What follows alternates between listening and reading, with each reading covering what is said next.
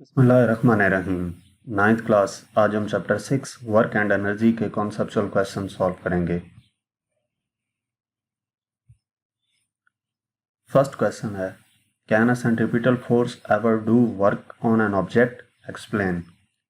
कि क्या centripetal force work करती है किसी उस ऑब्जेक्ट पे जिस ऑब्जेक्ट में वो सेंट्रीपिटल फोर्स प्रोड्यूस हो रही होती है। इसको हमने एक्सप्लेन करना है। यानी कि ये बात कही गई है कि कोई भी ऑब्जेक्ट अगर सर्कल में मूव कर रहा है तो वो सेंट्रीपिटल फोर्स की वजह से मूव कर रहा होगा। वो सेंट्रीपिटल फोर्स उस ऑब्जेक्ट पे वर्क डन प्रोड्यूस कर रही होती है या नहीं। तो इसका आंसर बेसिकली क्या है? इसका आंसर ये है कि वो प्रोड्यूस नहीं कर रही होती। इसकी वजह क्या है कि हम ये जानते हैं कि वर्क डन का जो फार्मूला है उसके मुताबिक जो किसी भी ऑब्जेक्ट के ऊपर फोर्स लग रही होती है वो फोर्स उसी डायरेक्शन में उसके अंदर कुछ डिस्प्लेसमेंट कवर करवाए उस ऑब्जेक्ट को, तो तब हम कहते हैं कि वर्क डन हुआ है। लेकिन जब ऑब्जेक्ट सर्कल में मूव करता है तो उस वक्त क्या होता है कि हर पॉइंट पे जो डायरेक्शन है उस बॉडी की वो tangent to the centripetal force होती है। सेंट्रीपिटल फोर्स तो टूवर्ड्स द सेंटर होती है ना, लेकिन जो डायरेक्शन होती है किसी भी पॉइंट पे उस ऑब्जेक्ट की मूवमेंट की वो tangent to the centripetal force होती है। टेंजेंट से मुराद ये है कि 90 डिग्री का एंगल होता है, ठीक है। फोर्स और डिस्प्लेसमेंट के दौरान जब 90 डिग्री का एंगल होगा तो हम वर्क डन के फार्मूले में जब 90 पुट करते हैं थीटा की जगह पे तो cos 90 जीरो होता है। इसकी वजह से वर्क डन जीरो होगा, यानी कि सेंट्रीपिटल फोर्स कोई वर्क डन प्रोड्यूस नहीं करेगी। नेक्स्ट क्वेश्चन नंबर 2 है, What happens to the kinetic energy of a bullet when it penetrates into a sandbag? कि एक काइनेटिक एनर्जी का क्या बनेगा जब एक बुलेट पेनिट्रेट कर जाएगी सैंड बैग के अंदर। यानी कि सैंड बैग में हम फायर करते हैं और बुलेट जो है वो उस सैंड बैग में घुस जाती है, तो उस वक्त जो उसकी काइनेटिक एनर्जी थी उसका क्या हुआ। तो बेसिकली जब बुलेट फायर की जाती है गन से तो बुलेट सैंड बैग में, यहाँ पे बैग आएगा, सैंड बैग में एंटर होती है और फिर उसके बाद वो स्टॉप कर जाती है। तो जिस उसकी जो काइनेटिक एनर्जी है वो किस में कन्वर्ट होती है? Sound energy. बुलेट जब फायर की गई तो साउंड एनर्जी, साउंड प्रोड्यूस हुआ, और जाहिर सी बात है वही जब हिट करेगी सैंड बैग को तो वहां पे साउंड प्रोड्यूस होगा, हीट प्रोड्यूस होगी और बुलेट डिफॉर्म हो जाएगी। Deforming the bullet, deforming the target, यानी कि सैंड बैग को वो उसने हिट किया तो उसको भी वो डिफॉर्म कर देगी, उसकी फॉर्म जो है वो चेंज कर देगी। नेक्स्ट क्वेश्चन नंबर 3 है, A meteor enters into Earth's atmosphere and burns. एक मेटेयर है जो एंटर करता है अर्थ के एटमॉस्फेयर में और बर्न कर जाता है, जल जाता है। What happens to its kinetic energy? उसकी काइनेटिक एनर्जी के का बताना है कि उस पर क्या इफेक्ट पड़ेगा। तो बेसिकली काइनेटिक एनर्जी जो है वो क्या होती है? किसी भी एनर्जी, किसी भी ऑब्जेक्ट की वो एनर्जी होती है जो ड्यू टू मोशन होती है, यानी कि उसकी मूवमेंट की वजह से होती है। तो जब एक मेटेओर जो ट्रेवल कर रहा था स्पेस में उसकी काइनेटिक एनर्जी मौजूद होगी, वेलोसिटी की वजह से वो मूव कर रहा है ना, तो उसकी कुछ ना कुछ वेलोसिटी है, उस वेलोसिटी की वजह से उसकी काइनेटिक एनर्जी भी होगी। तो जब वो मेटेओर एंटर होता है अर्थ के एटमॉस्फेयर में तो वो एयर पार्टिकल से टकराता है। स्पेस में तो एयर मौजूद नहीं थी वहां पर, तो वो फ्रीली मूव कर रहा था, लेकिन जो ही वो एटमॉस्फेयर में एंटर हुआ तो वहां पे एयर पार्टिकल से टकराया। एयर पार्टिकल्स से मुसलसल टकराते रहने की वजह से क्या होता है? फ्रिक्शन प्रोड्यूस होती है और मेटेओर हीट अप हो जाता है। जब वो काफी ज्यादा हीट अप हो जाएगा तो वो जल जाता है। फ्रिक्शन जो प्रोड्यूस हो रही है ना मुसलसल एयर की वजह से, तो वो उसमें हीट पैदा कर रही है और हीट पैदा होने की वजह से टेम्परेचर इतना ज्यादा हो जाता है कि वो जल जाता है, causing it to burn.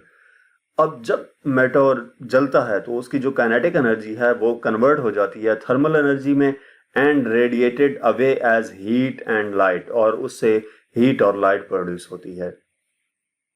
Next question number 4 है, two bullets are fired at the same time with same kinetic energy. If one bullet has twice the mass of the other, which has the greater speed and by what factor? Which can do the most work? दो bullets हैं और उनको fire किया गया है same kinetic energy के साथ।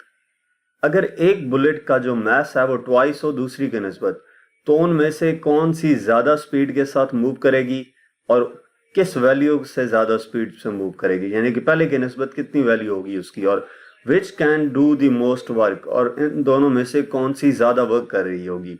तो सबसे पहले हम काइनेटिक एनर्जी का जिक्र करते हैं कि मास किसका इफेक्ट करेगा। मास एक का हम सिंगल रखेंगे और दूसरे का has twice the mass of the other. ये पुट करके तो हम इसको सॉल्व करते हैं तो देखते हैं कि उसकी स्पीड पे क्या इफेक्ट पड़ता है।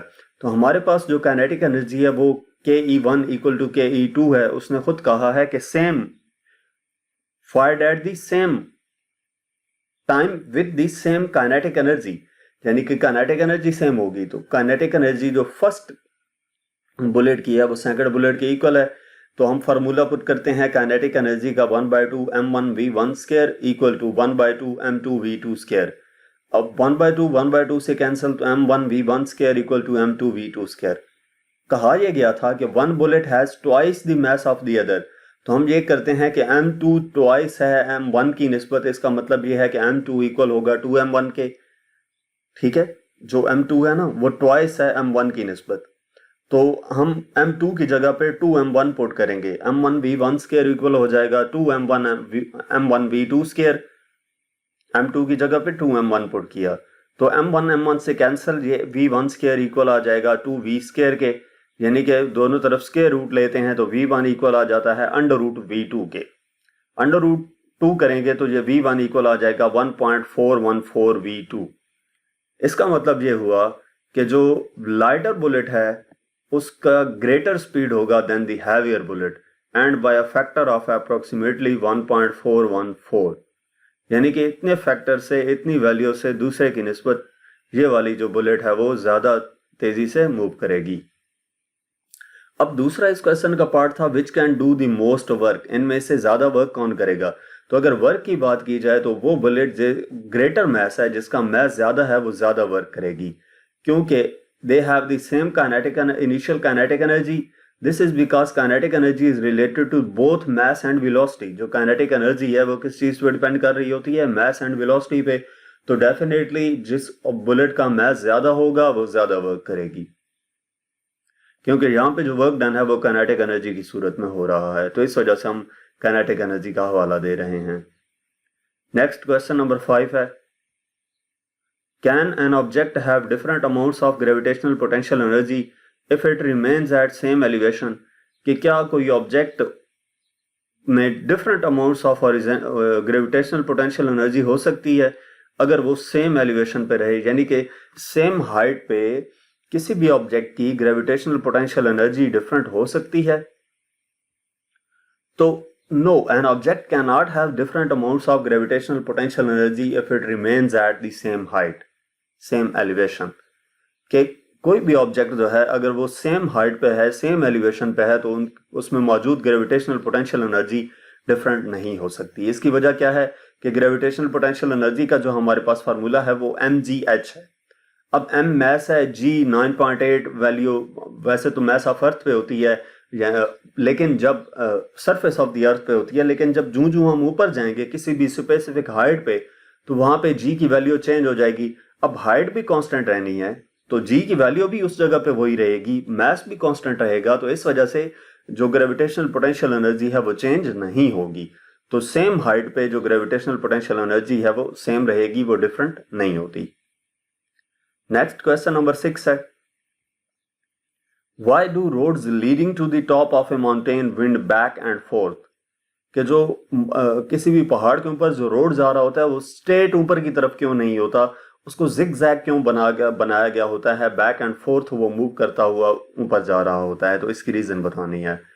तो बेसिकली वो रोड्स जो माउंटेन की टॉप तक जा रहे होते हैं वो विंड बैक एंड फोर्थ होते हैं कि उनको ना जैसे बल खाती सड़क हम कहते हैं, तो वैसा उसको बनाया गया होता है। Or have switchbacks because it allows the road to gain elevation gradually while maintaining a safe and manageable slope. कि उसको ऐसा बनाया गया होता है कि जो एलिवेशन है वो ग्रेजुअली इंक्रीज करे और सेफ हो, और जो स्लोप है वो मैनेजेबल हो। इससे क्या होगा कि जो गाड़ी है वो इजीली पहाड़ के ऊपर चढ़ सकती है। लेकिन अगर रोड को स्ट्रेट बना दिया जाए माउंटेन की तरफ, तो जो स्लोप होगी वो बहुत ज्यादा स्टीप होगी, जिसकी वजह से जो गाड़ियां हैं वो उस पर चढ़ने में बहुत उन्हें दुश्वारी होगी, और इतना डेंजरस हो सकता है कि वो जो गाड़ियां हैं वो डिसेंड करना शुरू हो जाएं, लेकिन यानी कि हम गाड़ी को आगे की तरफ मूव करवाना शुरू करें, लेकिन वो स्लोप स्टीप इतनी हो कि उससे क्या हो, स्लोप इतनी ज्यादा हो कि वो कार नीचे की तरफ आना शुरू हो जाए और ब्रेक भी ना लगे, तो उससे एक्सीडेंट्स होने के खतरे हैं। तो जो वाइंडिंग रोड है, स्विच बैक्स या विंड बैक एंड फोर्थ की तरह वो अलाउ करती है रोड को कि एलिवेशन गेन हो जाए और जो व्हीकल्स हैं वो इजीली उस स्लोप ऑफ रोड को सेफ एंगल पे मूव करवाते हुए माउंटेन के टॉप तक जा सकें।